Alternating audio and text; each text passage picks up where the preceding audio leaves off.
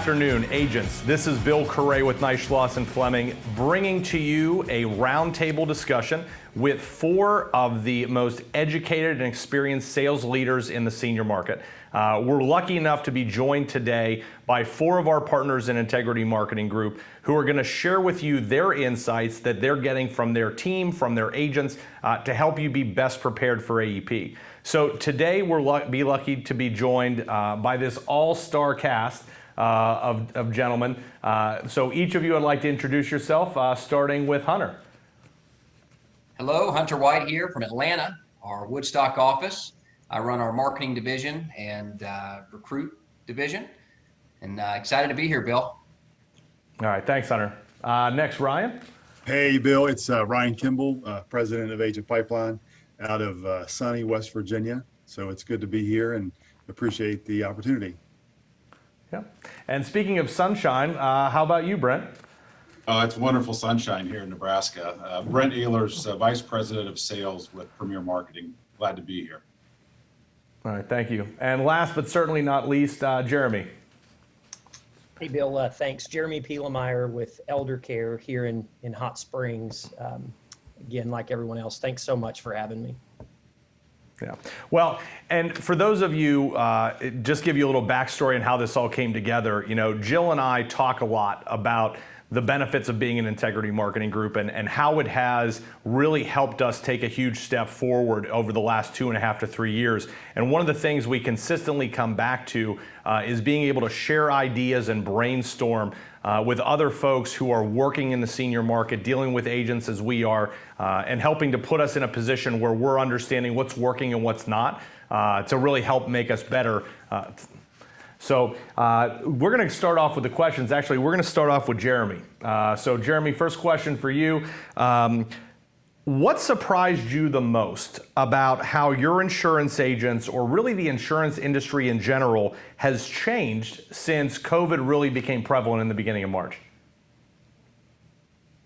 A great question. I think for us going into it, like so many people just really had no idea what to expect. I think that we probably planned for a worst case scenario with activity falling off, but really just surprised by the resilience that agents showed out in the field.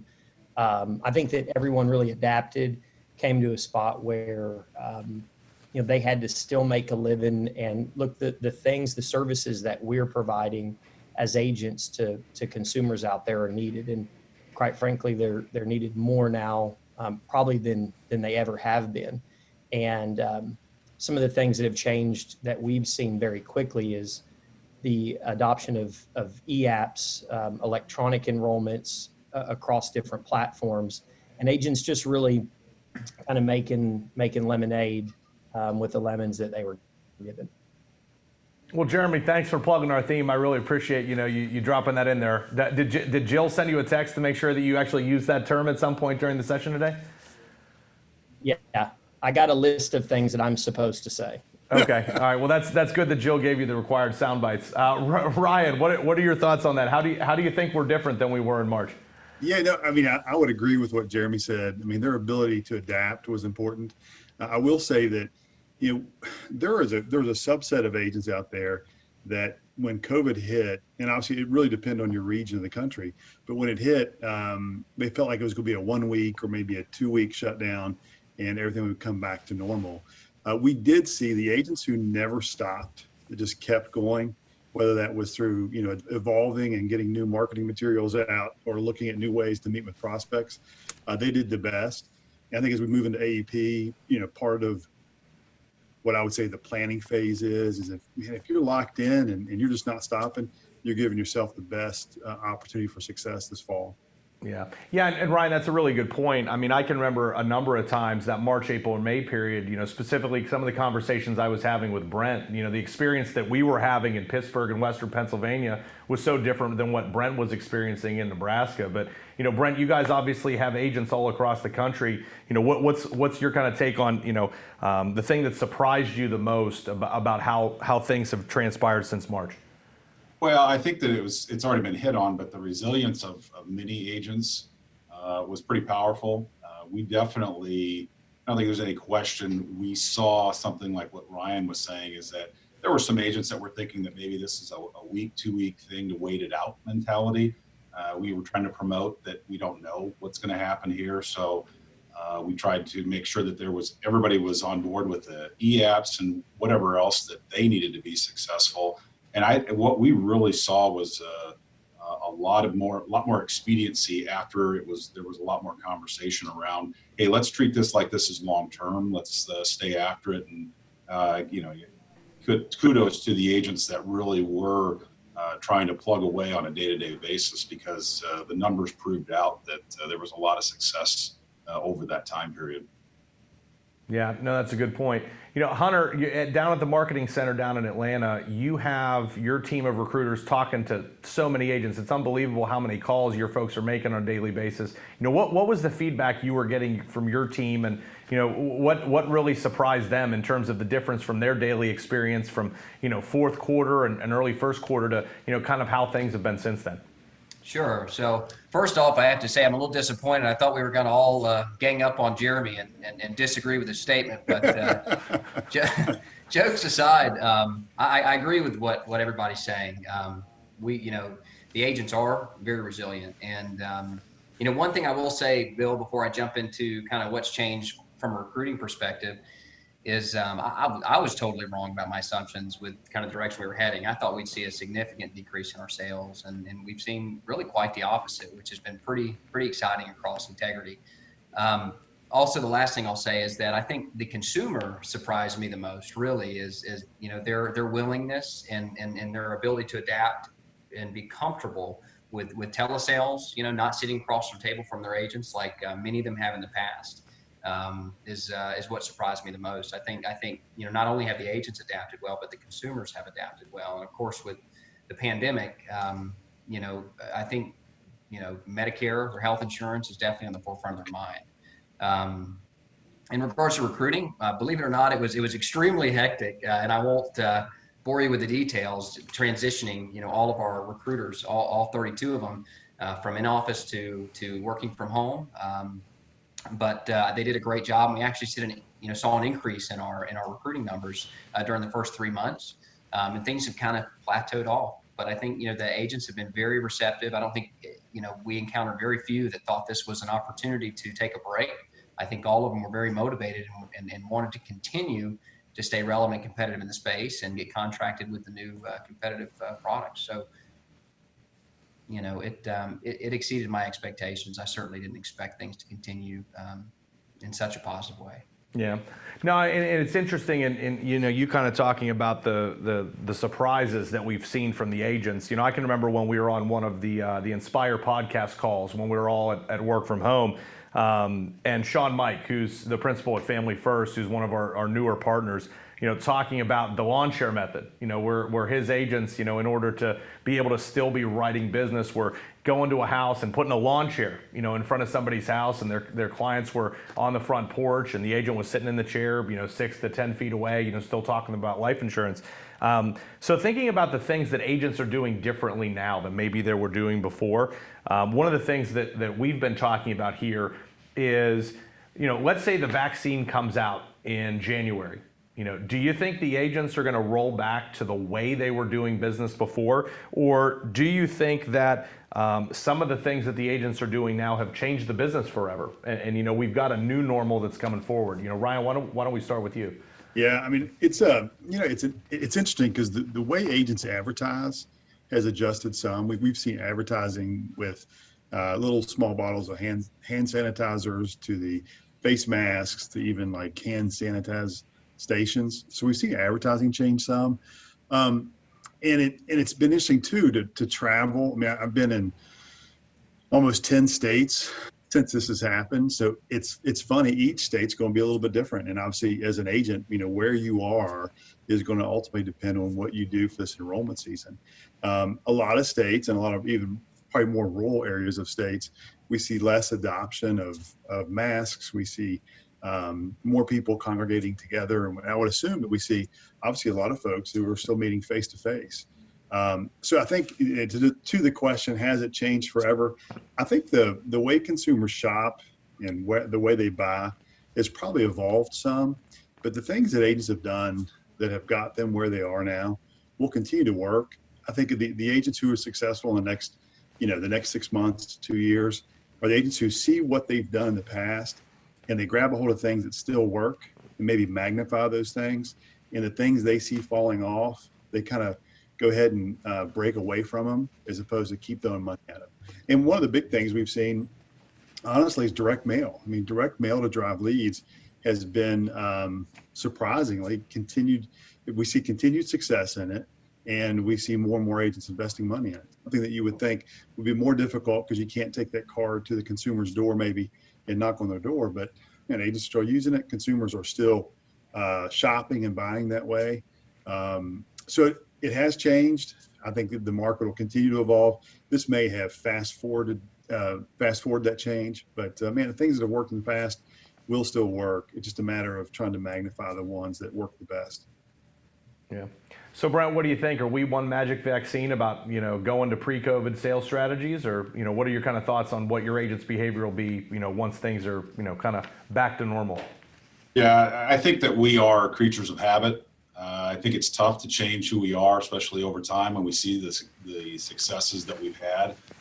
Agents are no different. But what I would say is, and Ryan hit on what I was going to say as far as the word evolve. This business, as we all know, fortunately in all the years that we've worked in this business, is that it is a matter of evolution, of change. As far as you're selling, you're moving from an F to a G primarily. MA became extremely popular, opened up a lot of markets for people. EAP obviously has helped folks tremendously. So there's a little bit of change and adoption that you're seeing as far as how business practices are going to change. But I think what really is going to be dependent on it is, are they finding success with the change? If they aren't, they would probably lean back to what they're used to. If they were, then why would they go back to it? I think that's the biggest thing that I look at, is that we all want to see success. This business, there's so much to get out there. And if you see success with something that is different, and you can get comfortable with it, and the consumers are in on that change, then certainly you're going to see the new normal or the change be a part of the future. So Hunter, I'll toss this one to you as well. So do you think that in terms of the agents that your folks are talking to, are they changed forever, or are we just waiting to kind of go back to what we were doing before? What's your thoughts on the whole creature of habit thought? Sure. First off, I agree with what Ryan and Brent are saying. Not Jeremy, but Ryan and Brent. Just kidding. I do think the market's changed. Long term in some areas, right? I agree with what Brent said, that a lot of things will go back to normal, right? Across the table sales and things of that nature. But I think that in prospecting and the way that agents prospect, I think they were forced in a lot of ways to try something new. Right. And I think they're seeing positive results from that, and they'll continue to do that. Also, I think a lot of agents that were, reluctant to participate in the, online signatures, the e-applications, video teleconferencing as their marketing products to their agents. I see Jeremy smiles. Is that still one of your ideas? Is that? So to make a long story short, I think hopefully we will see a higher adoption of the e-application, things of that nature. We've seen that right in the data. I think we've gone from, with some of our carriers, 60+% up to 94% e-app utilization. And I think that may come down some, but I don't think that's going to drop back to pre-COVID numbers. I think that we've had a lot of people adopt the e-application, and they like it. The consumers like it. The agents like it. So I think there's, I don't think there's any going back from that. Yeah, Hunter, that's a great point about e-app technology. I mean, we've had some agents that we've been talking to literally for years to say, try Medicare Center, try it, you'll like it. And we kind of felt like it took something like, stay-at-home orders in various states that we were doing business in to get the agents to finally say, oh, okay, well, I guess I got to try this or I'm out of business. That's a great point, and we haven't seen a whole lot of dial back. although kind of who knows what that happens. Jeremy, what's your experience? What are your thoughts on, will we continue down along this path with maybe more e-app usage, more electronic contracting usage, or do you think agents are just aching to go back to paper? No, I would agree. I think Hunter said it really well. But the issue, I think, just listening to agents as I've had conversations, there are two things that really stuck out, and both of them around this topic is, one, I think Ryan mentioned earlier that it just really fast-tracked things. I think eventually we were going to get to a point where e-apps were, to Hunter's point, maybe 95% utilization. I think COVID really took that and turned it up a notch and made agents go somewhere before they were ready. I think we also heard it said that as salespeople, we're creatures of habit. We often don't try things or do things different simply because we're happy with what we're doing right now. And I've heard agents here in our office come in and say, I just did my first e-app. I can't believe I waited this long to do it. Or when we're talking about Medicare Center and they're saying, oh my gosh, this is so easy. This is something that I can do in just a fraction of the time. I think that now agents have gotten a taste of that and now experience the level of compliance and the ease that goes into all of that. I think it's going to be really tough to kind of go to what Brent said, if they've seen success with it, to ever go back to the way that they've done things in the past. Yeah. No, I think that's a good point. And one of the things that, in just sitting here and us kind of talking about this, I mean, we've talked about a bunch of different strategies between, e-app technology, Medicare Center, the hand sanitizer stations, like a number of different items that agents are potentially either doing differently or utilizing more. Zoom meetings would be another one. Certainly did a presentation earlier today in Insight specific to virtual meetings. So if you think about your agents who really continued or even increased their production since March, and certainly we had some agents who were down a little bit, others who decided they were sitting it out. We didn't have a lot of those, but thinking about your best agents who just continued plugging along and really kicking tail, what do you think was the single most important strategy that they utilized to be able to maintain or increase their production? Brent, why don't we start with you on this one? Yeah, I think one thing might be tough to say. I would probably compartmentalize it maybe into three. We had a new carrier launch at the beginning of. Oh, you're such an overachiever. I am. I love you. I asked for one. You got I'm here for it. Not all of this actually. Is this a plug? Is he about to make a plug? Yeah. Yeah. No, let's be honest, guys. I mean, the Ascendo launch was the biggest launch we've ever had.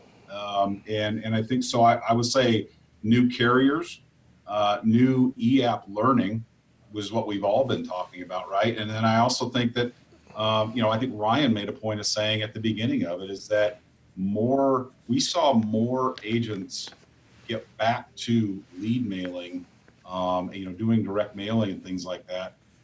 So I would say that it was maybe the three of them. Those are the things that just come to my head is that those things were able to allow or was there for them for the taking, I would say, in that all came together, whether it was something new that they learned with the e-apps or getting back to the direct mailing. But certainly when you have a product launch like Ascendo and how great that was for the agents, us, everybody, that helps out tremendously. Yeah. Hunter, with the agents that your team down at the marketing center are talking to, what are they passing along to you in terms of what's really been critical to them being able to maintain or even increase their production over the course of the last 6 months? Sure. I don't know if there's much that I can add to what Brent said. I think, obviously we're trying to keep the most relevant, most competitive products in their hands, right? The utilization of the social media, the prospecting, as Brent mentioned, some of the Facebook ads, the mail drops. I mean, I think they felt a sense of urgency because of the situation they were put in to get in front of more and more clients and consumers. And that's, and I think that's paid dividends more so than they expected. I think that their goal was to engage in some stuff and try some new things that they haven't tried before from a marketing perspective in order to maintain their sales. And I think what ended up happening was they were able to increase them in many cases. We've got a lot of agents that we work with on a daily basis that are seeing a positive increase in sales. Thinking back to one of the Integrity Inspire calls, they had mentioned that I can't remember who was speaking, who Brian was interviewing, but mentioned that some agents use it as an opportunity or an excuse to say it's tough to get out there and to work, and so we're going to kind of use this as an obstacle or a reason not to wake up early and push harder. And that's just more opportunity on the table for the ones that are out there pushing hard to gather more of the consumer market share. And I agree with that. I think the ones that are motivated, which from what we've seen is the vast majority of them, they're really excited about the opportunity to deliver their message in a different means, right? Whether it's staying relevant through emails, through text messages, through social media, a bit of video teleconferencing. We got to get creative when we're reaching out to consumers. Yeah, Hunter, that's a good point. Talking about there may have been more greener grass available because there may have been some agents who decided that they were going to, slow it down or shut it down. One of my favorite quotes, and I can't speak it exactly, but it takes steel to sharpen steel. And so in a more difficult environment, the best gets sharper. So that certainly may be part of it as well. Jeremy, what's your experience? What have your agents told you was really most critical to them being able to maintain or increase production? Can I just go with the answer these two gave already and just say it was? You might as well just mute him if he's not going to give an answer. Yeah. I thought we were letting Jeremy go first every time. Yeah. Yeah. Well, Brent decided he wanted to give 3 things, which is, sort of his MO. He's trying to take your legs out from under you because I let him go first. Well, it's fine because I have 4 things. That I think. Bit of a one-up for Jeremy. He beat me again. No, I think I think great points were made. But if you asked originally, Bill, I was listening good, and you asked for one thing, and I really think that the habit of continuing to work is really important because I think anything in life, as you get out of your routine, you get into a spot where it becomes harder and harder to get back in that routine. So I think the agents that we worked with that had the mindset that, hey, I've still got to go to work. I've still got to make money. I've still got to take care of the folks that I promised I would take care of. I think that really has helped build a tremendous foundation for them through this. And they're seeing a lot of success. And I know I jokingly said a second ago, I just wanted to steal their answers. But when you put on top of that an amazing rollout with the new product that we had, I think that it just kind of took things up a notch. And as we heard on the Inspire calls from several different agents and agencies, it's really been amazing to see the sales in so many areas increase through all of this. And I think to Hunter's point, it just really shows and touches on what amazing agents we have the opportunity to work with every day. Yeah. Well, and it's funny that you bring up the Inspire call, Jeremy, because as you guys were talking, I was thinking about, one of our calls that we had while we were in work from home. And Brian was talking about a story that he was having a conversation with someone in an insurance company, and they said, do you think we're going to be okay? Like, are the agents going to stop selling? Is production going to go through the floor? And I remember Brian's comment, I'm just going to paraphrase it. He said, are you kidding me? Everything's going to be fine. Like the independent insurance agent is used to being told no 50 times a day.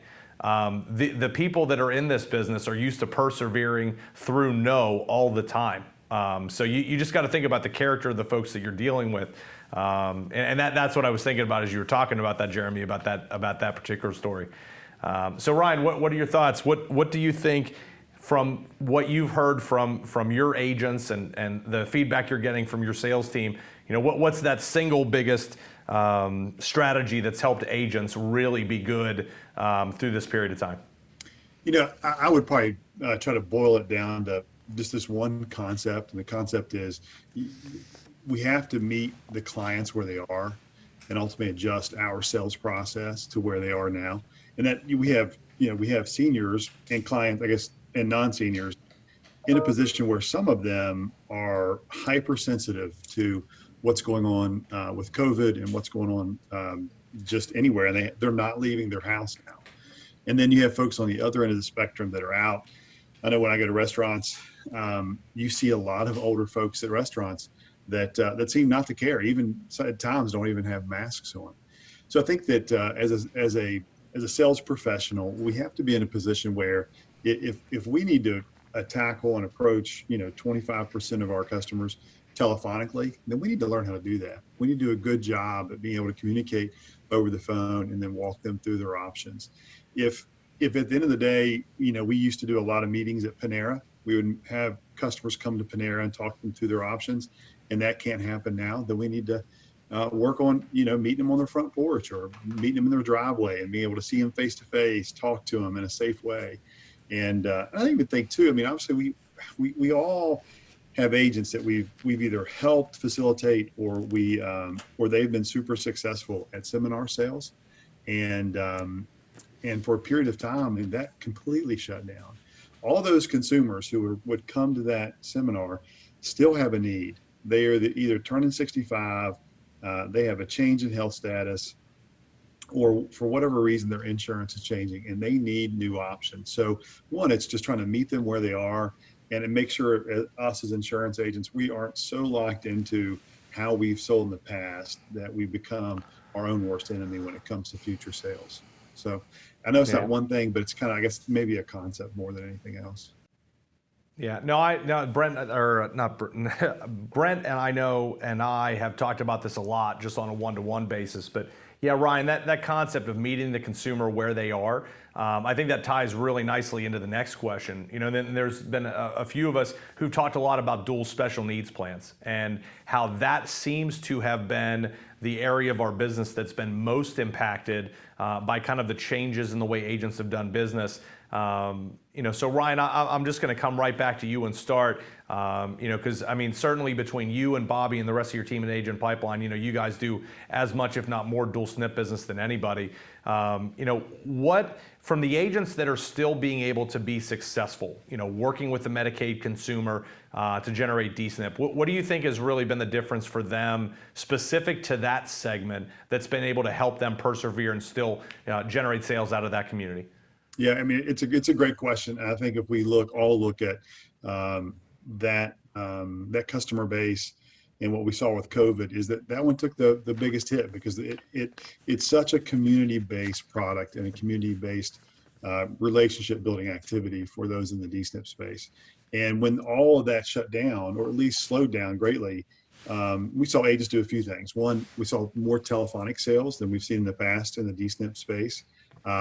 And I know it may be counterintuitive to folks to say, how do we sell these enrollments over the phone, or how do we work a customer through their options? But trust me, it's happening. We have a group in Georgia right now that we're 100% face-to-face for D-SNP, and now they're doing all their business telephonic. And what we saw, at least from a carrier perspective, is the carriers show us data and show that the telephonic agent, and probably more predominantly the call center based agent, their D-SNP sales rose. And went up dramatically during COVID. And so I think as an agent base, and obviously some of even our most successful agents, they've been so focused in that community that one, you have to continue to advertise and market, whether that is through, hand sanitizer bottles, face masks, even advertising, but you still have to have your name out there.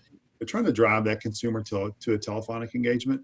One, there'll be you'll end up having new consumers or customers that you never thought you'd have in the past. But two, you're putting yourself in a position to expose yourself to a new way to meet customers. And we saw that was an uptick in sales. And I won't, I guess, kind of go to it, harp on too much, but again, direct mail, again, another surprising investment agents have made in this space. So we see a lot more direct mail going out right now. Yeah. Now, Hunter, I know that you guys aren't dealing primarily with the D-SNP market out of your office, but is there feedback that you're getting from agents that you work with specific to what's helping them stay successful with the Medicaid consumer? Honestly, Bill, I don't think there's anything I could add other than what Ryan said. I completely agree. I think, I don't want to be redundant in the sense that, getting creative with their marketing, trying to get in front of more consumers. I mean, I think Ryan hit it on the head, man. There's really not, I don't think there's anything we can add. Okay.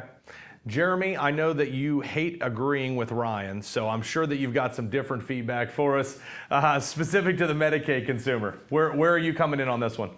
No, I'm going to take the same road Hunter just went down. I think he's right on. We'll just chalk this up as me agreeing with Ryan on this one. So you indirectly agree with Ryan by agreeing with me. Yeah. No, great point. I don't agree with Ryan. I agree with Hunter. Yeah. Okay. That's like the transitive property. If A equals B and B equals C, you basically you're C, Jeremy, in this scenario. All right, so Brent, what are your thoughts? I know that I asked Ryan for one thing, and he pulled a Brent Ehlers and gave me 17. Do you have an item specific to DSNP that you think is helping your agents from Premier really be successful with Medicaid consumers? First off, let me say it's tough being a trendsetter. No, I'm kidding. I will make this comment that I think Ryan made this comment, but I will just reinforce it, is that it has been a struggle. Let's not try to say that it hasn't. It has been a struggle because it is such a unique sale. These agents that are so successful are successful for various or different reasons than somebody that sells traditional Medicare products or traditional Medicare Advantage products. And so it has definitely hurt. It has hurt a lot of them. But you go back to the fact that these folks, these consumers, are still needing this coverage, and they're needing different coverage for various reasons, as what's been alluded to in the past, is that the connections that many of these agents have made is unique in the business. I think we all know that. And, it's coming back. I think that we've seen that the numbers are getting better and better, which means that more and more are able to adapt to their environment or do the telesales. But it's definitely been a challenge for those because it's such a powerful sale when you're able to help somebody that's without, or just in a different situation than the traditional sale. So it's definitely been a challenge, but it's coming around. I'll say that. Yeah. Well, one of the things I found most interesting in looking at DSNP business with our agents, and Ryan, I think you touched on this a little bit, that the carriers are saying to us, all of the agents who sell DSNP telephonically, their sales are way up. They're way up. And I can remember talking with one of these insurance companies and saying, well, yeah, of course it's way up, because now that's the only way you can really do DSNP business, and they're used to doing it that way. We had one of our best agents in the entire country who worked in the New York market, and he would set up a van on a street corner with a tent, and he's meeting with people, rolling up by his corner and talking to people coming in and out of stores, and that just kind of went away. And it's certainly been more difficult, but certainly the need to adapt and to change our process. The agents who have done that quickly and effectively certainly have had greener grass to kind of tread through. So specific to consumer behavior, in thinking not about what our agents are doing, but what the consumers are going to do in terms of the things they are and aren't engaged in, what advertising they will or won't respond to. Jeremy, let's start with you. How do you think consumer behavior is going to be different during AEP? And if you think it's going to be different, what specifically do you think is going to be different about how they're going to approach things? Oh, you're asking how AEP is going to look here. I think consumer behavior across the board is different.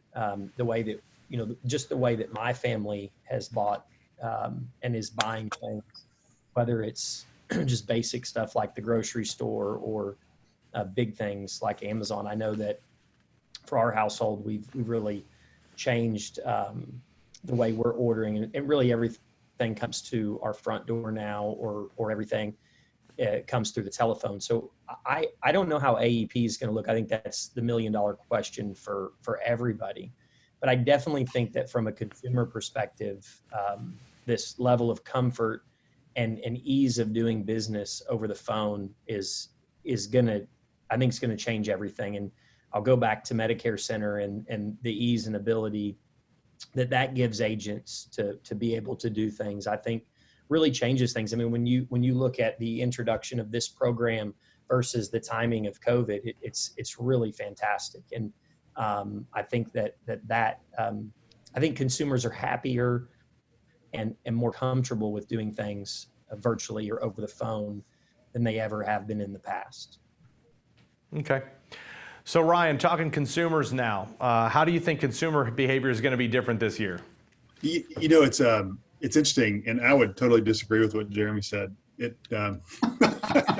No, I'm joking, Jeremy. He was right there. So if you look, like we went through and looked at some DEF research, which the DEF went out and they ultimately polled seniors, and they said, well, you know, what's your expectation of the fall going to be, and how do you see yourself going through the shopping experience? I think a couple things I would pull from it. One is the largest majority of seniors did not see themselves going through a face-to-face presentation for Medicare products. Now, it doesn't say they won't. It just says the seniors in this study did. I think if we look at seminar selling and the way agents have sold during the AEP, which is you have a seminar every day for virtually the whole AEP, we realize that has to change. I mean, there are states that just won't allow that to happen right now. Now, there are states that will allow it to happen. And honestly, we have agents in a few states that are seminar selling right now, and people are attending. So I think we have to probably all agree that consumers' buying behavior or shopping behavior will change. And if you use an example of a consumer that's going to go to 4 different seminars, listen to 4 different presentations, and then potentially make a decision down the path as far as who they want to go with, that activity probably won't happen as much this year. Now, on the positive side, that means from an agent's perspective, their book of business, they'll be able to service those clients probably telephonically to let them know what's happening with their plans this year, right? So we may see less turnover in the plans. And I think it gives us an opportunity really to identify where these consumers are going to shop, how they're going to do it, and can an agent go through their book of business, have these kind of annual reviews telephonically this year, and in doing so, maybe be more efficient in the process. As opposed to a 2 to 3 hour meeting with a customer, they can have that customer or have that meeting telephonically in an hour, and then be able to work with other customers as they go through the process. And so to answer your question, I think, the buying behaviors will change. I think a good example, I was online the other day, and it talked about the way they think. And if you said, and this was the example, I said, if you're thinking about red trucks, the only thing you see on the interstate or on the road are red trucks, right? If as a salesperson, all you're seeing are obstacles, and that's all your mind is set on, that's all you're going to see for this AEP. And you have to be in a position where it is what it is. I mean, we have COVID, and either I'm in Tennessee, I'm in Oregon, I'm in Florida, wherever I am, the market is what it is. And as an agent, I still have beneficiaries I need to serve. I need to make sure to go out there and let them know what's happening this year. So I think for the right person, there's a bunch of opportunity this AEP. It'll definitely be different. But for those agents who are successful, they'll continue to be. For the agents that always have obstacles in their path, or the world's against them, or things never go their way, and this AEP is not going to go their way. So if it's me, I'd have a positive attitude. I would get to work early every day and try to work on different ways to meet the seniors where they are. So that may have been more than what you needed, but that's what you got. So. Well, sometimes less is more, sometimes more is more, Ryan. But one of the things you talked about was the AEP shopper, and we've all seen these individuals that you like you said, Ryan, is going to hit 4 different meetings and then take a while to make their decision. I think that it is going to really shorten the sales cycle Because if you have a consumer that's concerned about interaction, they're not going to be looking for 4 interactions at 4 different meetings. They're going to try to hone in very closely at home, online, something along those lines. And then it's going to be 1 meeting with an agent, maybe 1 sales meeting to confirm something, and then bang, like let's get that decision done, which could actually help our agents, make them more effective and efficient, during that time period. Hunter, what are you thinking about consumer behavior this AEP? What are your thoughts? Sure.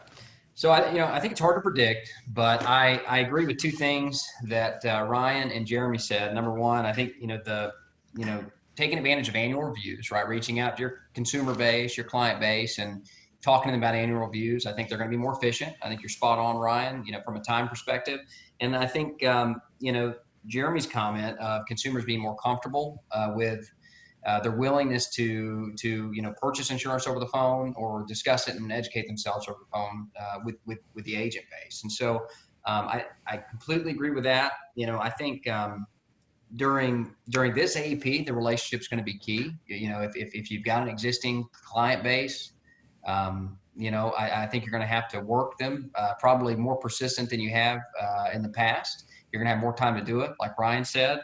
Also, I think another thing that's worth mentioning is leads. I know we speak with a lot of agents that everybody wants to talk about leads, but I've met very few that kind of take that leap of faith, right? And many of them have taken that leap of faith, and it's proven to be a bad experience. And so I just want to encourage you that we've dealt with a lot of agents that work with leads full time. That's how they built their business, and whether that's mail drops, whether that's the Facebook ads, or some other means. If you not all leads are created equal, not all lead programs are equal, but we know a lot of agents that have made tremendous books of business through that process. And so if you've had a bad experience or you're just nervous just to start it, I want to encourage you to get with your NMO, get with your upline, and work with them. Because again, if you work them right and you place multiple products with a hot client or a hot prospect, your persistency is going to be better. Obviously, your margins are better on the sales, and their leads do work. It's just it's a bit of a learning curve finding the right vendors and also working the right way. So just want to encourage you to utilize those during this AEP. And again, referrals are key too, right? Turning one successful lead into potentially 2 or 3 over a 4 or 5 week period. So. Probably didn't say anything about behavior, but I think Ryan and Jeremy said it all, man. So I just felt like we could talk a little about leads for a minute. Yeah. All right, Brent. Well, I'm going to go to you. No one in this entire panel screams consumer psychologist more than you. So give me your Sigmund Freud version on how you think consumer behavior is going to be different this AEP. Yeah, I think that this is something that I've thought about more than anything over the last month or so. How will the AEP season go? I think the questions that come to my mind are not how will they buy, because we've already seen that they are much more, the change has happened, which we've talked about throughout this webinar here, is that they will change or adapt to telephonic or e-app. So it's not a matter of how will they do it, in my opinion. It's more a matter of will they. AEP is a lot about switching. It's a lot about switching plans. It's typically obviously not, we have some, but the percentages are lower of people that are newly going on to a plan. So it's not that these folks absolutely have to make the change to go from carrier A to carrier B. So I think that that's really the biggest question that we're dealing with. And the thing that makes me feel more encouraged as time goes on and as we start getting closer and closer to AEP is that, sales look a lot better. It's not just about the agent activity, but it's all a mix of everything. So from a consumer's perspective, the how versus the will is what I think about when we're dealing with an AEP, more so than any other time, because you're talking about somebody that's switching, as I made a point of, and I'm getting to get a little bit more cozy with the idea that, if plans are better, then there will potentially be folks that would look to switch, as opposed to, probably a little while back, I was thinking, I'm not sure that, if somebody already has a plan, will they even want to listen to anybody, even if something might be a little bit better? And I'm thinking that the will is a lot more positive than where it was before. Yeah. Brent, it's funny when you talk about getting cozy to the idea, all I'm imagining is you in like a maroon robe and a pipe, like just sitting out on your back deck. Like, that when I hear you're getting cozy to the idea, that's the first thing that runs through my head. Do you have a maroon robe? All right, so closing in here, guys, last two subjects I want to go through. Now, we are not going to employ either the Ryan Kimball or the Brent Ehlers rule of I ask you for one word and you give me 100. You got one word here, one word only, okay?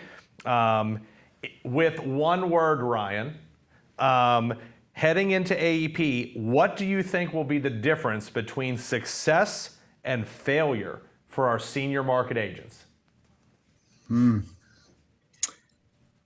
I would say the one word I would use would be perseverance.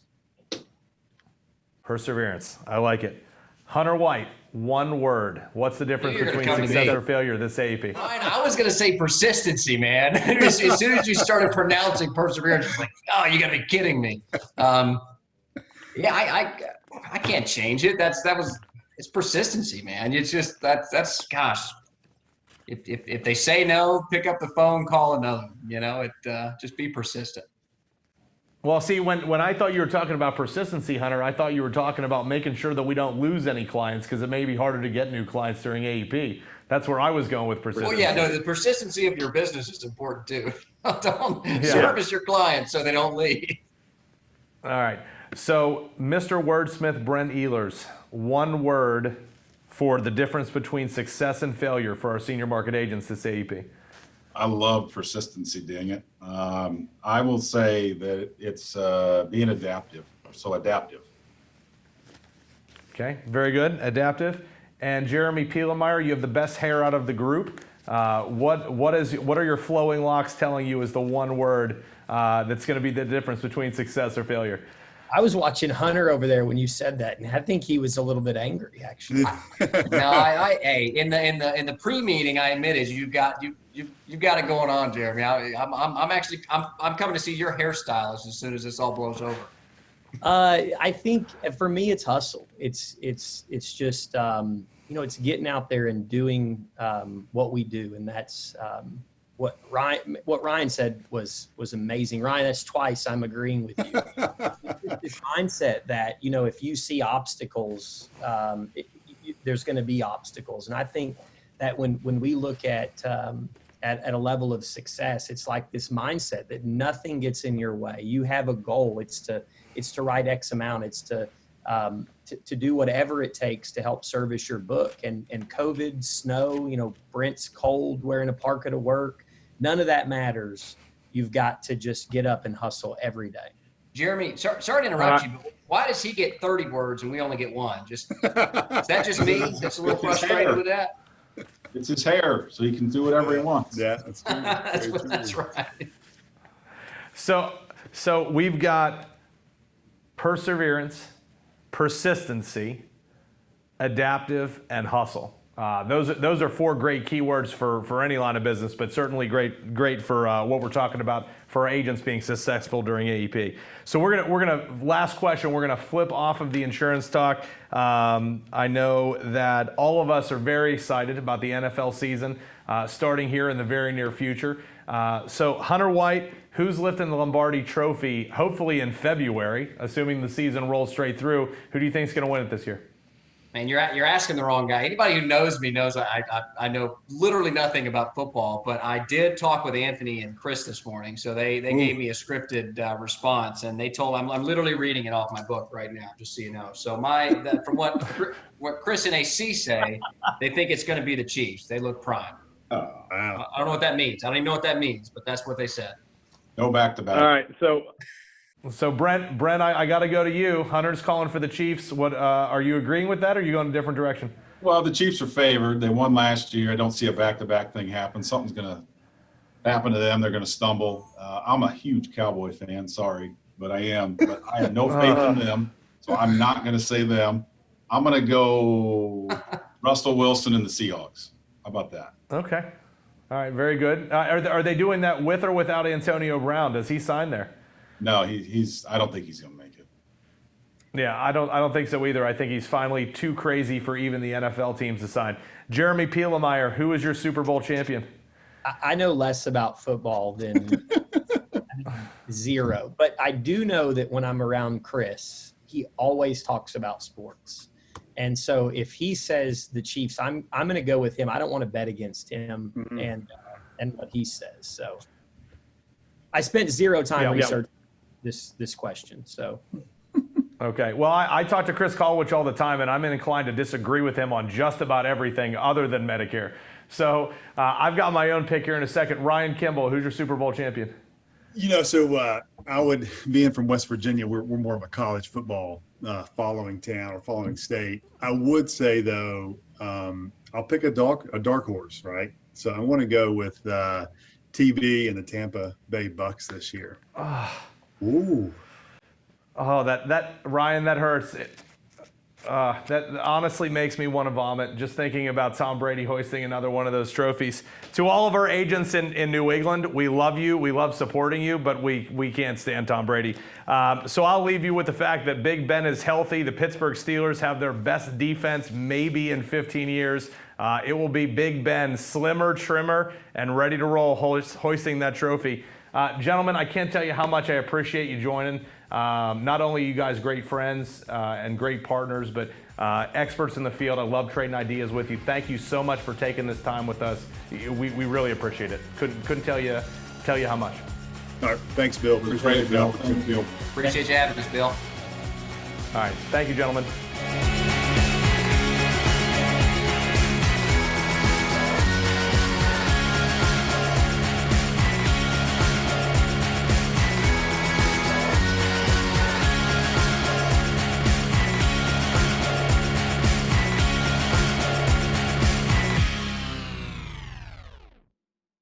Hello everyone. I wanted to brag on my friends at NNF a little bit. From Tom and Maggie to Bill and Jill, they have surrounded themselves with great people, great teammates. And it's a team that focuses on service, but it comes easy because they care for you, the agent, you, the producer. They also care about serving Americans just like you. It's been an interesting year, but I challenge you to keep grinding because of this AEP. It's like the playoffs and the road to the Super Bowl. You have to surround yourself with a great team, and there's no doubt, with this team behind you, you can have a record AEP. Hey guys, I'm back. Wow, great message there from Steve Young, because truly with AEP right on the horizon, we're entering the playoffs. I mean, this is our crunch time, and I really hope that all of the content that our whole team at Neishloss and Fleming has put together for you today has really helped you prepare for that push into the fourth quarter.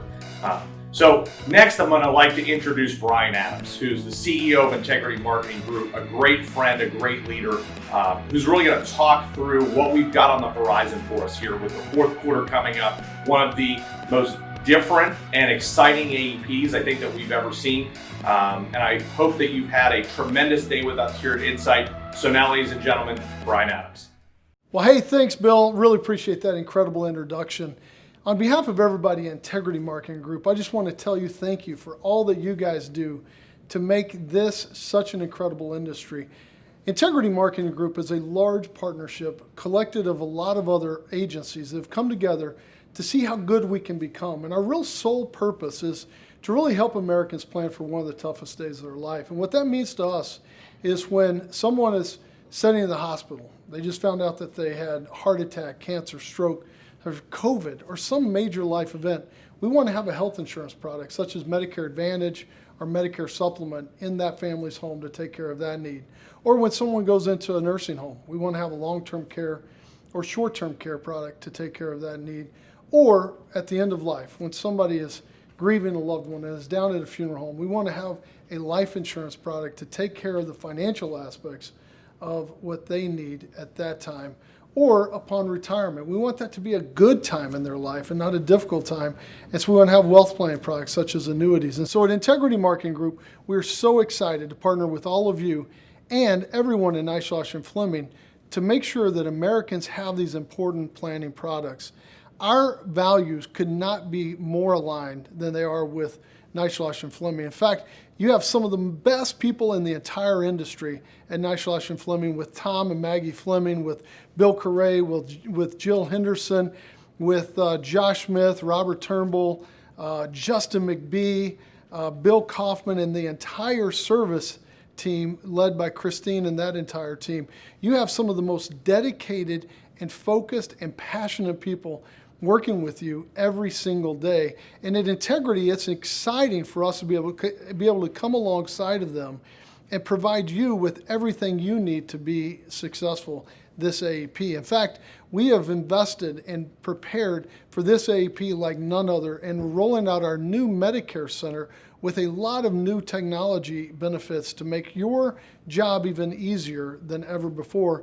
And we want to keep providing you with the great products and services to help you serve this underserved market. So as you prepare for this AEP, this is going to be an AEP that's unlike every other one. This is going to be one that we may have to wear face masks and we may have to do different things that we hadn't done in the past. However, I want you to know how essential you are as part of the framework of the American economy. In fact, whenever the government went into the COVID shutdown, a few industries that they picked that they said are essential to operating America was insurance, one of the few.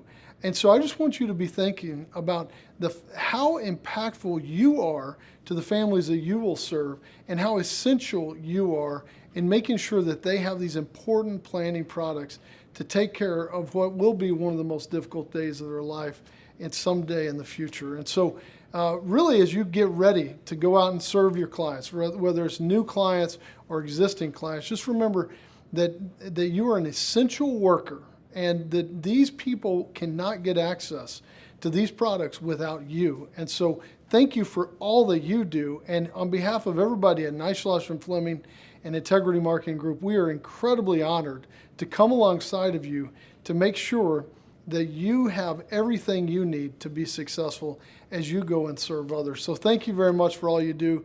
God bless you, and God bless everybody there at Neislosh and Fleming.